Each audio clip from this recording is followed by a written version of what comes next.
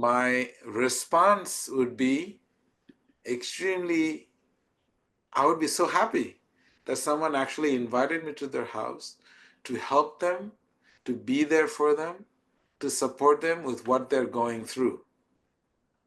So this is exactly what God is waiting for us. When we are going through difficulties, He's simply saying, Kotar, why are you asking me to remove this problem and that problem in your life? I can do that from here. Why don't you ask me to come and be with you, because I want to actually spend time with you. Alors, And you will also be happy, just like Emily and Ram, they're happy to spend time together. Similarly, God would love to be sitting right next to you, being your companion as you go through the struggles in your life, and just to make sure that everything is okay. So this is what God would want. But we want, no, don't come here. Wherever you are, stay there and just solve all my problems from a distance. alors, si tu m'appelles et que tu me dis, s'il te plaît, prie pour moi, c'est facile pour moi. C'est facile de prier pour toi. Il y a le deuxième, ça c'est la manière commune. Et il y a la deuxième manière, tu peux me dire, viens chez moi, tu téléphones avec David, tu me dis, viens chez moi et installe-toi avec moi. Et là, je serai content de venir te rendre visite. Et ben, c'est ça ce que le divin cherche. Quand on a quand on a ces difficultés, ces maladies, il y a prier et il y a aussi inviter le divin et avoir sa présence avec nous. C'est content, c'est joyeux pour nous et c'est aussi joyeux pour lui. Il dit, mais c'est comme l'exemple de Amélie et Ram. Bah, l'un est joyeux par la présence de l'autre. So this is what difficulties in life is meant to be. It is an opportunity for us to call God into our heart space and say, God, please be with me. I'm having some serious struggles right now.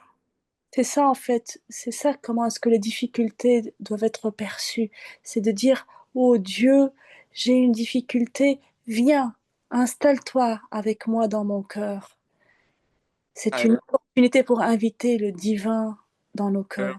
I remember when Durga Devi was having struggles, and I kept saying, don't worry, I'll keep praying for you, and you just keep inviting Krishna into your life. And from inside, he will come and he will be with you.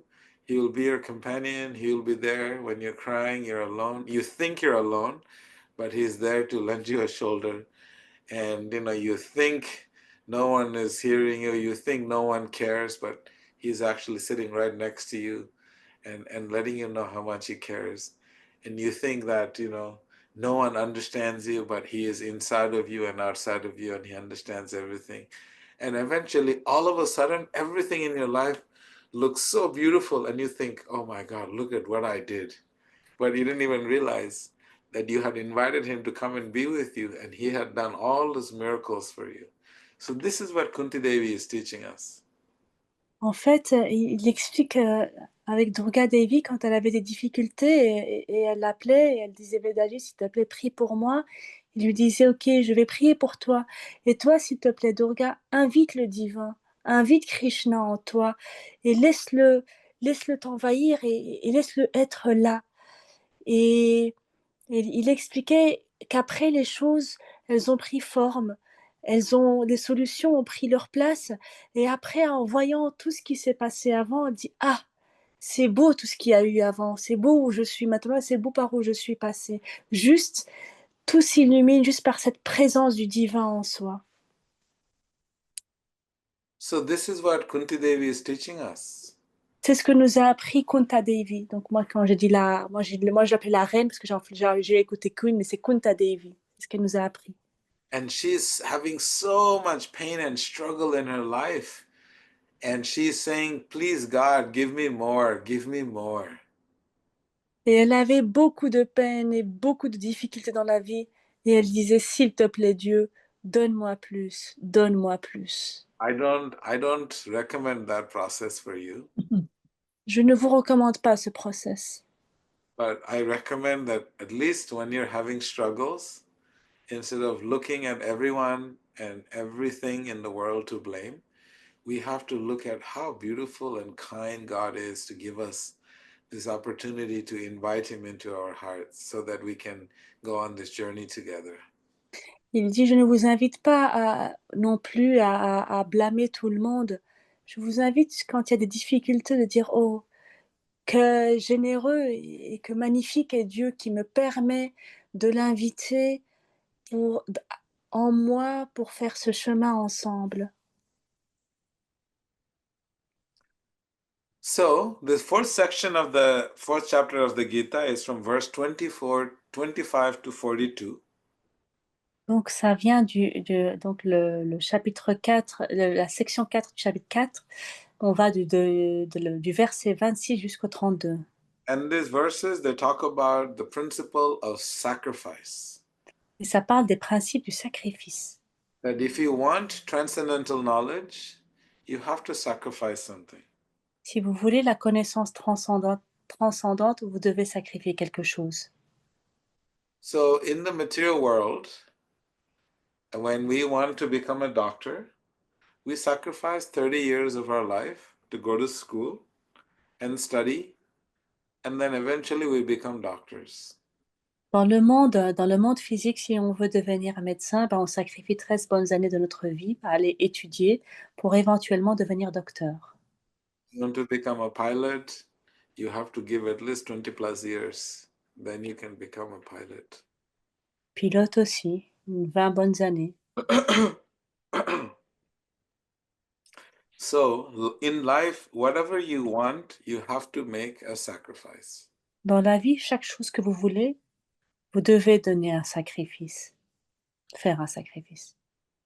And then through that sacrifice, you'll be able to achieve transcendental knowledge.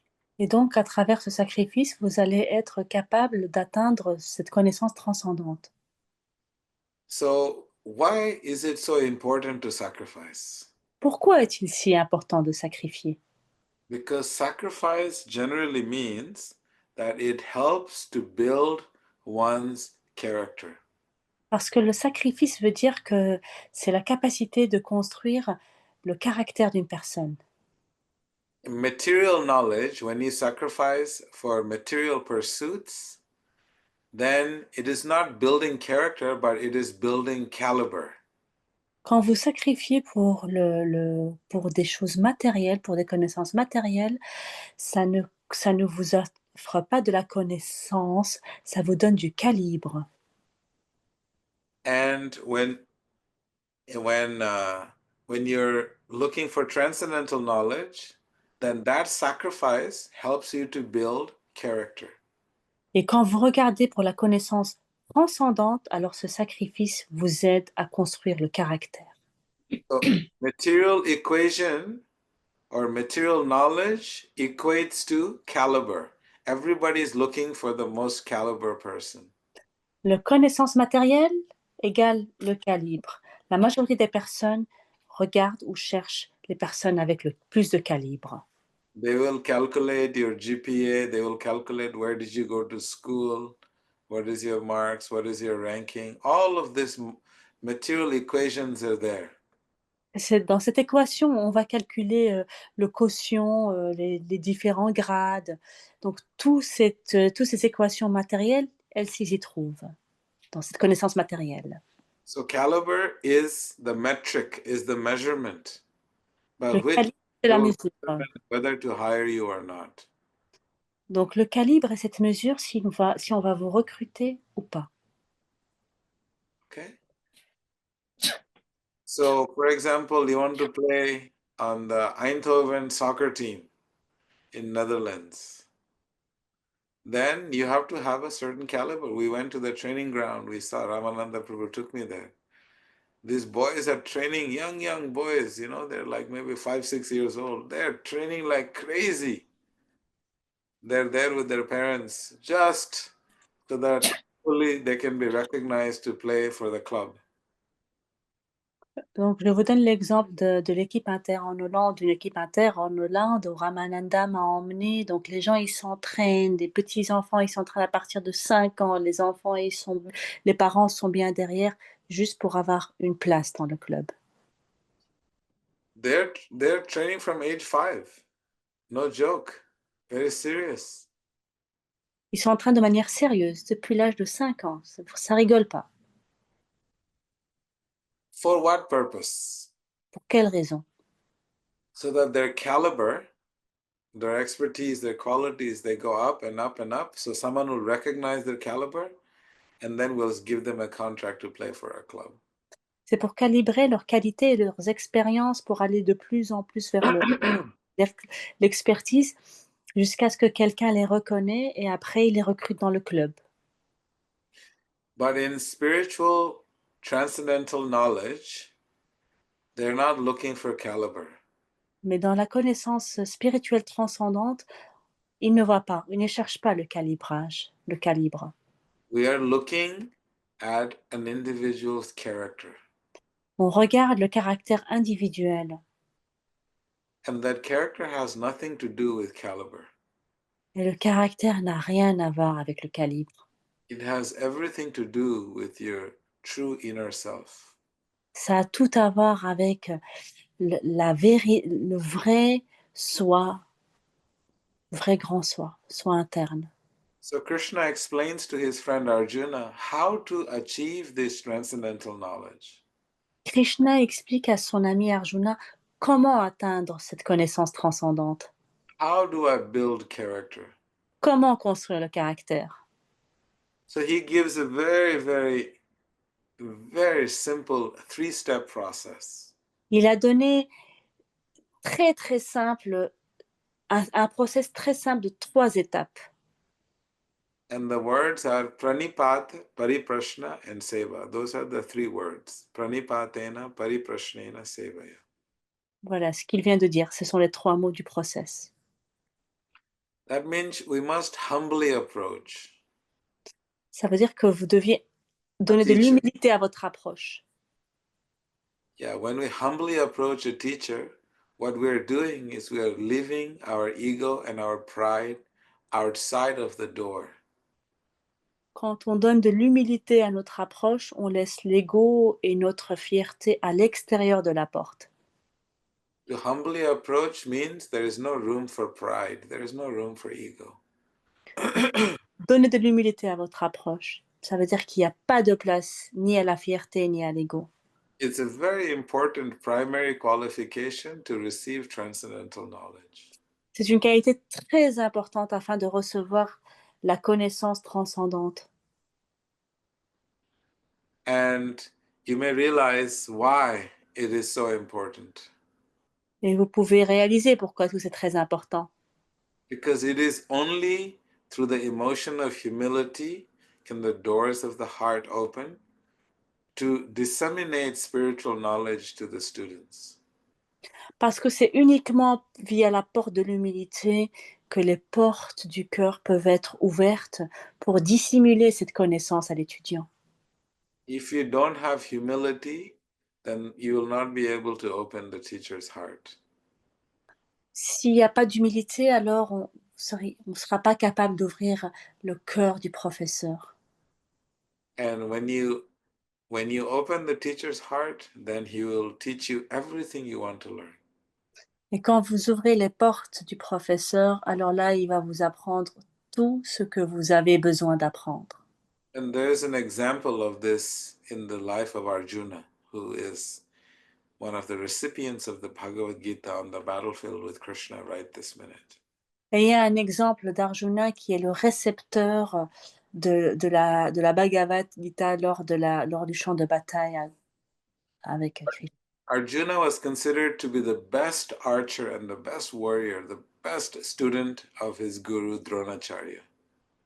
Arjuna était considéré comme étant le meilleur lanceur d'arc, le meilleur combattant, le meilleur étudiant de son professeur, Acharya, je n'ai pas retenu le prénom. And how did that happen? Et comment ça s'est passé? Dronacharya had his own son. His name was Ashwatthama. son professeur Anacharya avait son propre fils, Ashratama.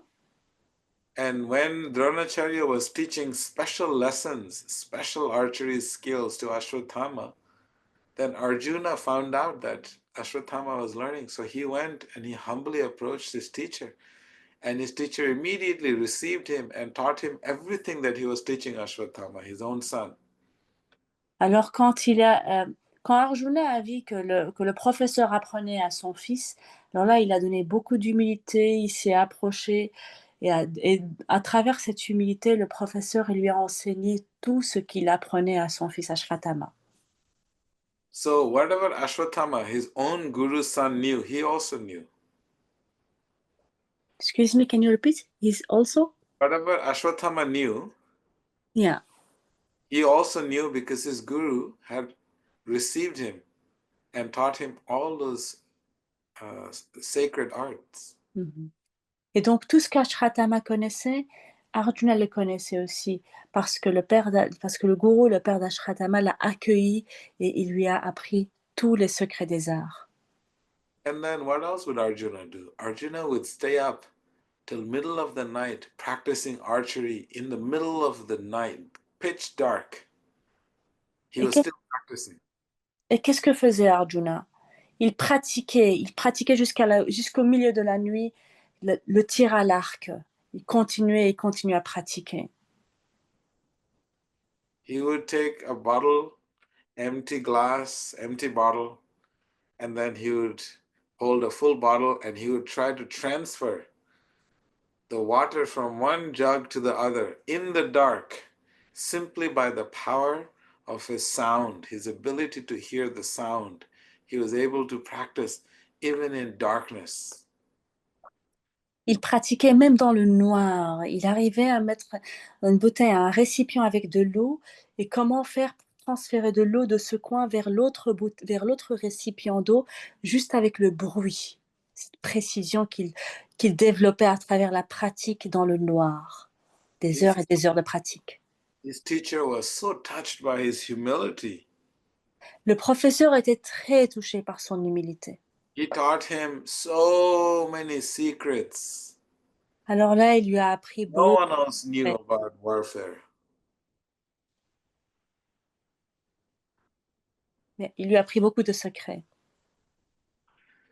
So, the reason Arjuna was the best is because whatever lesson he got, he would practice it till he became perfect at it. If it means staying up at night and practicing in the dark, he made that sacrifice.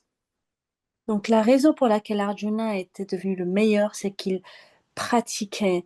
Il avait l'humilité d'écouter, d'apprendre, de pratiquer la nuit des heures interminables.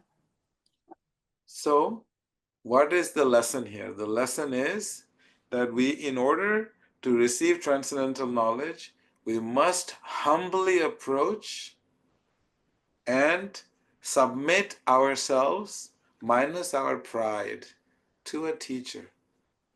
Donc la première leçon à tirer, afin d'atteindre la connaissance transcendante, il faut d'abord avoir cette approche humble et se soumettre en dehors de la fierté, enlever notre fierté et se soumettre à notre professeur.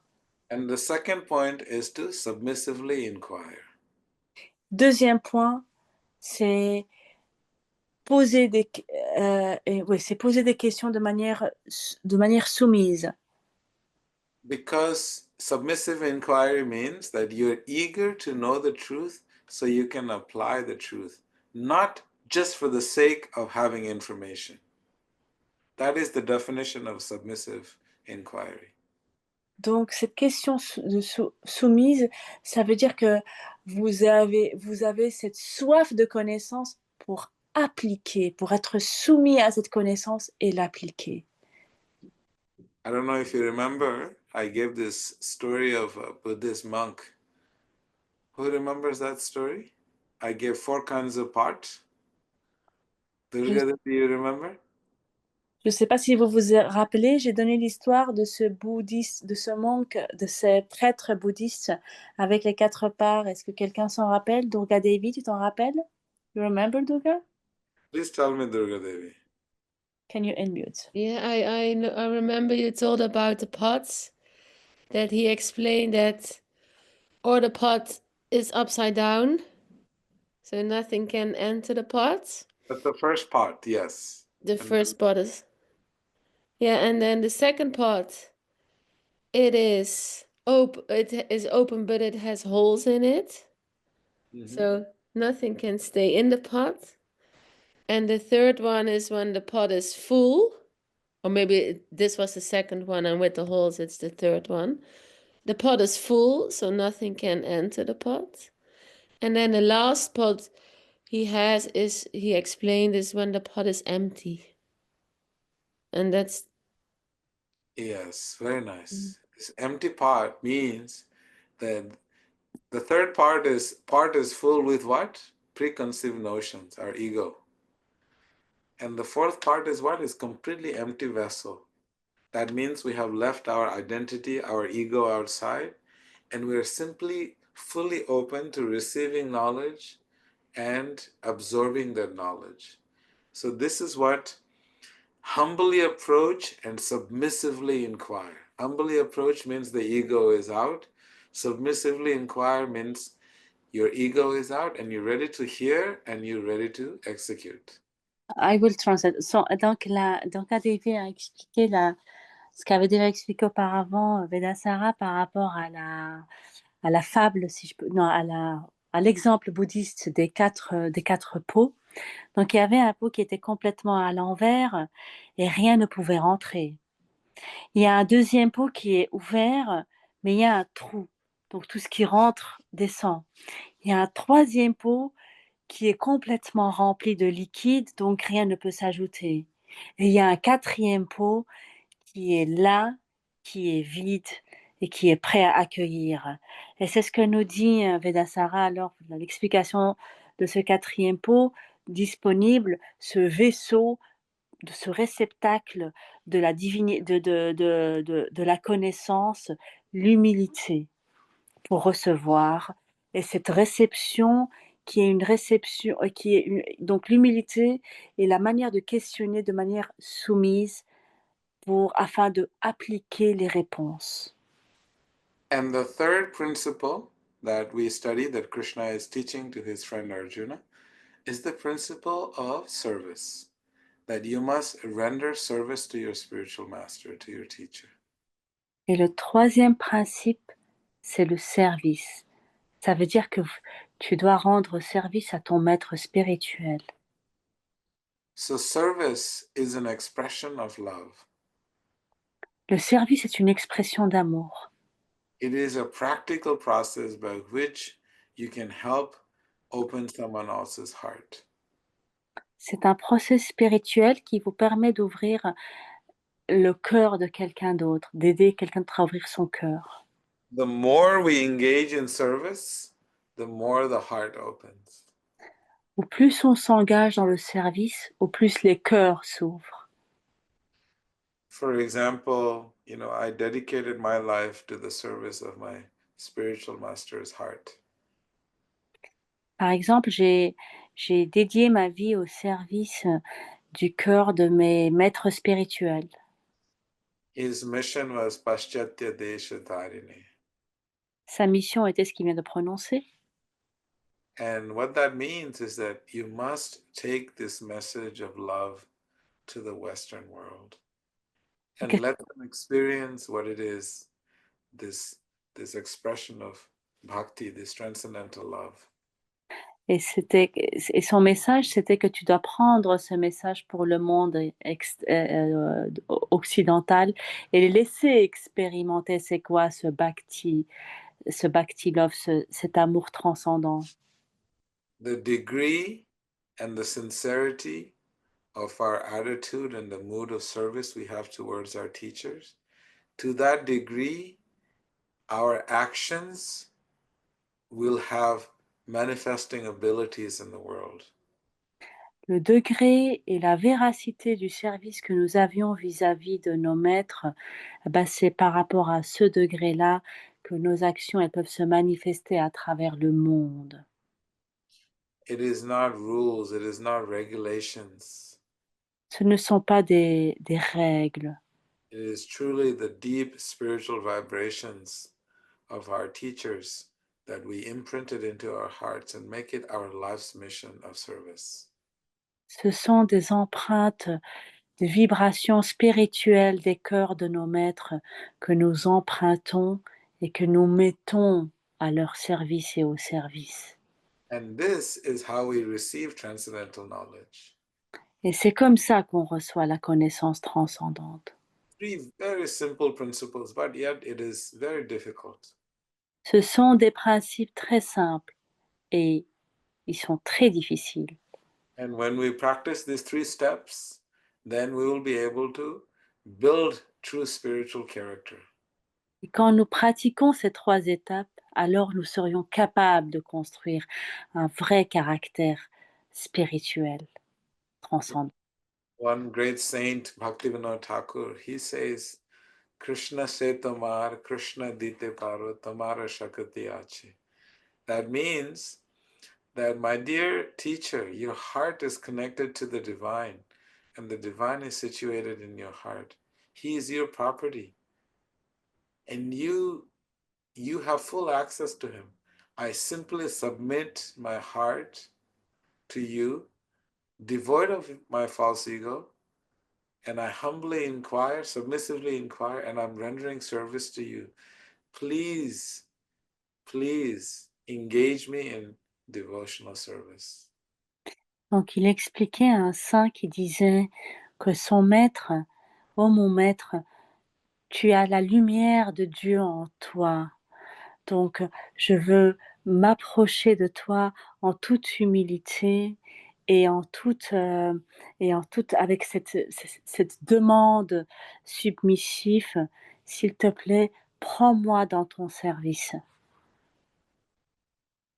Does that make sense? Est-ce que ça a du sens? So this is the sacrifice we have to make if we want transcendental knowledge. Tel est le sacrifice qu'on doit faire si on veut la connaissance transcendante. It's so important to always be in company, to have sangha.